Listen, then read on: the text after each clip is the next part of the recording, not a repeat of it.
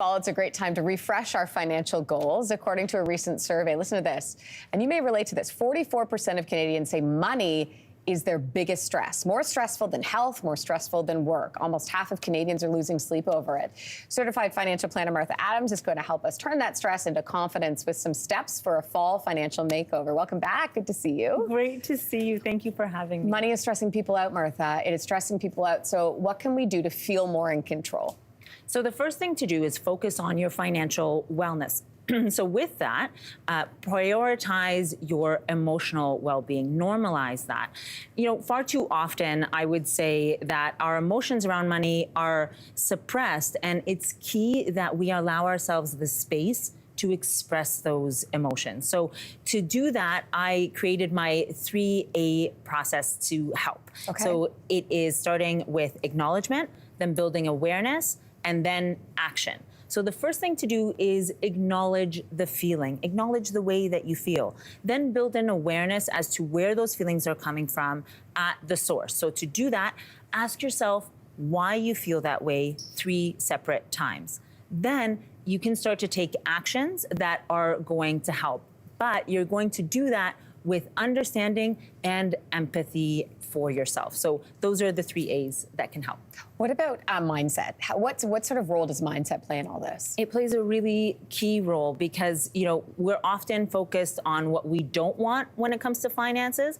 Instead, focus on what you do want. So often finances are focused on what not to do, and instead focusing on what to do helps. What not to do is often negative and depreciating. What do you mean by that? Like, for example, what do you mean? So I don't want to be in debt, okay, right? I don't want to run out of money at the end of the month. All of these kind of negative thoughts and approaches are ultimately depreciating and hold us back, right? When we're focusing on what we don't want. So instead, focus on what you do want. I want to be financially in control. I want to have a thing of the past in my life, right? So just flip it around and start to tell yourself that. Yeah, and that difference in the mindset creates a very different result. I believe that. So what action can we take? What positive action can we take to change things? So here are a few things to do to help. So one thing is to look at all of your monthly expenses. You know, those are often things that can quickly creep up and add up. An example of that is monthly subscriptions, right? Review those and make sure that you're still benefiting and enjoying them, right?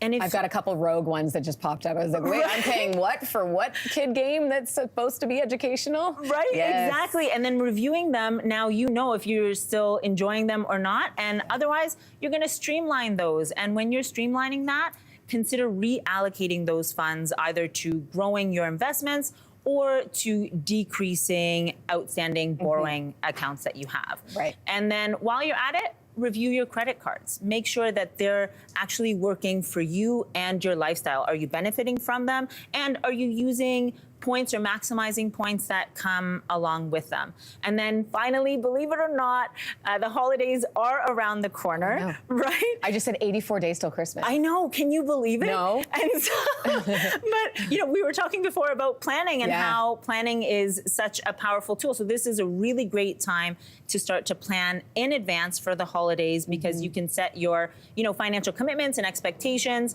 and doing that in advance is going to set you up for success all the way into the new year. Really quickly, one big stress for people, mortgages, a lot of those coming up right now. What advice do you have for people? I would say definitely look at rates versus term and length of the mortgage. Really look at that fine print and make sure it's working best for you. And if you're in a variable rate mortgage, consider looking at your ability to convert that into fixed over time. These are all things that are great to speak with a qualified mortgage professional about. Martha Adams, good to have you. Thank you. So have a great day. Hey, thanks for watching. If you liked this, be sure to subscribe here, or you can check out more Your Morning videos right here.